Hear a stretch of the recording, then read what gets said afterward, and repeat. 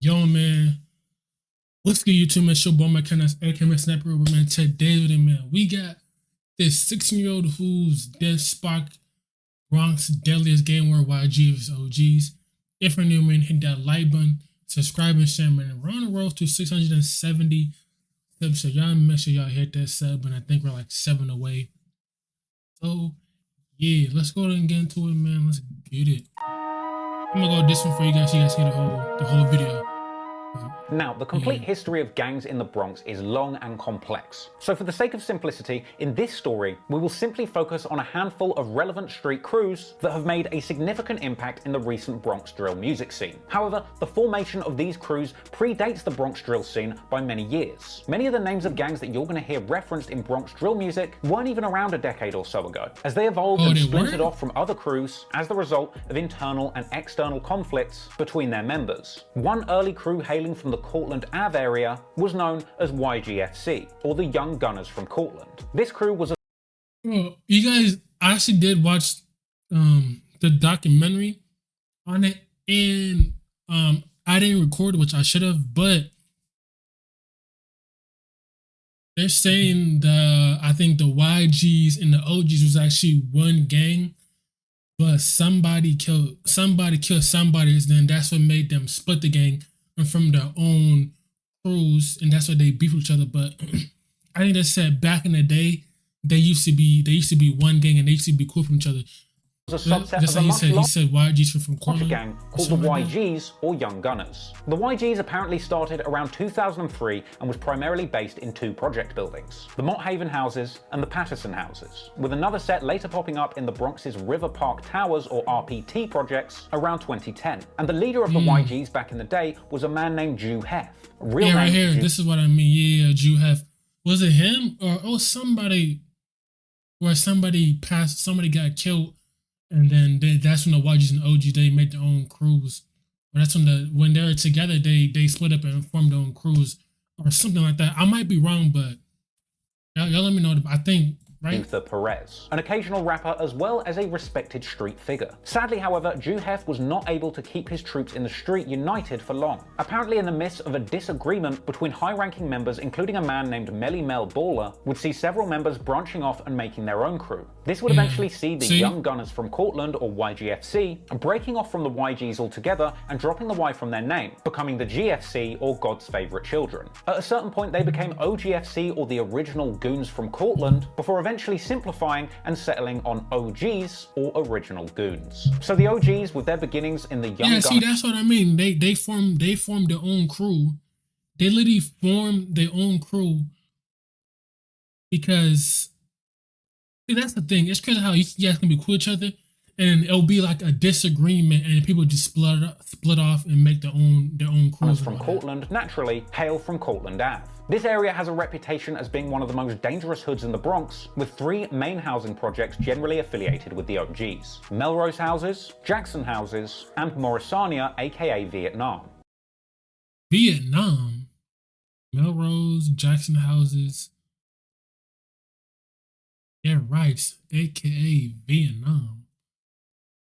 Are these still up? Like, are these still running in the Bronx? So y'all let me know. Are these still like up, or did the city like? Because you know how sometimes the city sometimes the city will literally tear down places like these, and then they'll make them into like condos and stuff like that, just like to raise. Are they still there, or did they take them down?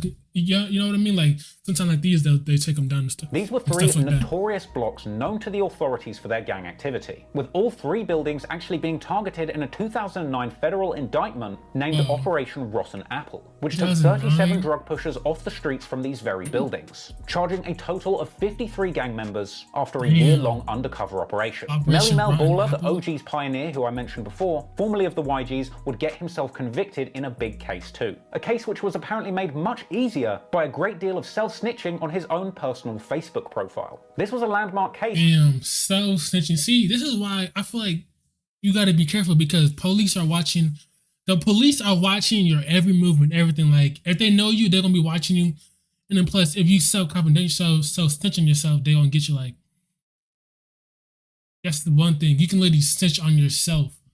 and you don't even know that you can literally snitch on yourself, and you can't Apparently a even judge know. ruled Feel me? that it's legal for a snitch to use evidence that was gained from snooping on friends-only Facebook posts. Apparently Mickal Damn. had written posts on Facebook marked for friends only, where he would suggest that he buys drugs in quantities as large as 600 grams, and claiming to have had over 100 people killed. Mickal would ultimately be convicted, receiving a sentence of life plus 420 months. And sadly for the OG, Bro, he received life plus the 420 months. Bro, what?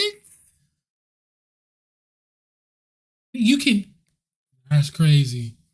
See, that's why you can't really trust nobody that's really your friends. You can't trust nobody because they will snitch on you. I'm telling you, nowadays, like, people will literally snitch on you for anything. The loyalty is no more. while their And affiliates instead were of fighting 6 for 9 their he lives started in the court, wave. younger members were fighting for their lives in the streets. On April the 16th, 2012, a large group of YG's members were out drinking. And at a certain point, a debate breaks out over who puts in the most work for the gang. No one could agree who was the toughest, so at a certain point they decided to settle the argument, head into a rival territory, and go and find some ops. With the YGs walking to the OG's territory in the Melrose houses. And when they got there, they spotted a 16-year-old OG's member by the name of Noah Baller, real name Moises Laura. The YGs proceeded to physically attack Noah in a brutal fashion, around 20 grown men stomping out one 16-year-old boy. Sadly, What?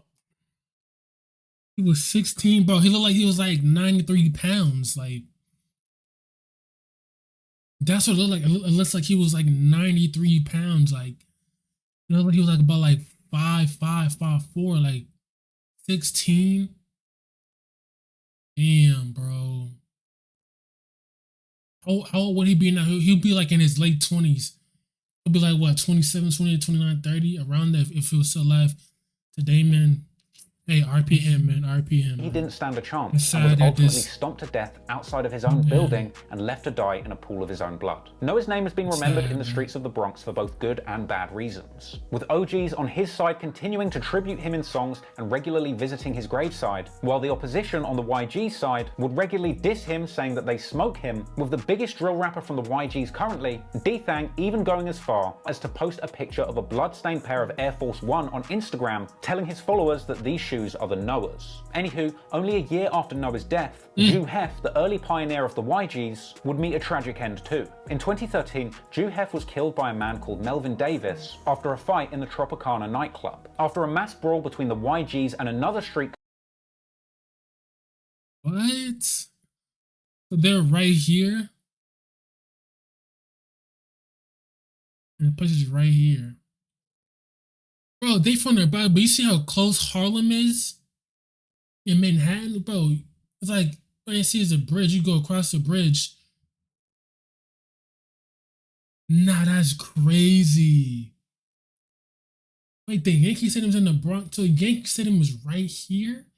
The Yankees playing in the Bronx? What? Nah, I did not called know Young that. Flybridge from Highbridge would end with Ju Hef being beaten in the head with a hookah pipe. This left him in a coma and he would sadly lose his life only a week later. The gang from Highbridge, while not officially a part of the OGs, were known to affiliate with some of their members, with some believing that the killing of Ju Hef did have some connection over what had happened to Noah previously. Despite not being responsible for the killing directly, the YG's main rivals, the OGs, would take this opportunity to clown their rivals for losing their leader. Story goes that OG's members even went so far as to urinate on the mural for Ju Hef, a massive sign of disrespect. Anywho, with Ju Hef out of the picture, the YGs would continue forward, but naturally, the authorities would be keeping a close eye on them. This would eventually lead to two crews, the YGs and the 18th Park Gang, being targeted in a 2015 criminal indictment that would hit 48 Bronx. Bro, look at that. 48 members and associates of two rival Bronx street gangs charged in federal court with racketeering offense, including 3 murders, narcotic trafficking, and firearm up. Damn, 48, bro, 48, bro. Yeah, so it looks like they really been trying to get up off the streets for real in the YG's indictment. Charges 22 members and associates of the YG gang. Damn. Gang members. This case would take 22 members of the YGs off the streets, apparently detailing 30 non-fatal shootings, as well as 3 homicides, including the killing of Noah. A senior YG's member named William Gracie, aka Rel, would get 33 years for his role in that murder, with a 33 years? Damn. bro, and they still was stomping him out. 16. Nah, damn, nah, that's sad, bro. See, like you gotta understand, like what he was thinking, like Noah, what he was thinking, at that time. Like if he tried to run, or anything, like, or it was just too late. Like, damn. Imagine you're just chilling and then people just, damn. Another YG's member, Ant Flocker, real name Anthony Reddick, also pleading guilty to taking part in the murder of Noah. Because of their violent behaviour in the street, the YGs had attracted a lot of attention from the authorities, and that would continue as the years went on. Another 2016 indictment targeted members of the YGs, charging around 120 people. At the time, this was the largest gang takedown in New York history, and the indictment would accuse the gang of being involved in at least 8 murders, including a 92-year-old innocent bystander killed in her own home by a stray bullet. And according 90, damn. See, this is why, bro, this street stuff is dangerous, because you can literally be a regular civilian minding your own business and you can literally get caught in the crossfire because of it. That's how this world is so dangerous and crazy. You can be a civilian, you have nothing to do with nothing, no street, nothing, no nothing. You just happen to live there, and you can get caught with a stray bullet, and it's like that. And to this indictment, over the course of this entire feud, an alleged 1,800 shots had been fired. Frankly, the YGs, the OGs, and other street gangs had the Bronx looking like a literal war zone throughout the 2000s and 2010s. But while the older members were getting put behind bars or losing their lives, a new generation of young gangbangers desperate for the limelight would soon emerge. Hardened by the bloodshed witnessed at the hands of their elders, and inspired by the drill music blowing up over in the city of Chicago. And the YGs and OGs affiliated rappers that would emerge in the 2020s would bring an incredible amount of creativity to the streets of the Bronx, with these young Bronx drill rappers creating viral anthems amid a backdrop of shootings and violence in the borough they grew up in. I mean, that's crazy, y'all, man. That's really the video of the 6-year-old who really sparked the deadliest game war between the YGs and the OGs. But yeah, man, dude, man. But anyway, man, please like, share, man, if you guys like that and all that. But yeah, I'll see you guys later, man. I'm out.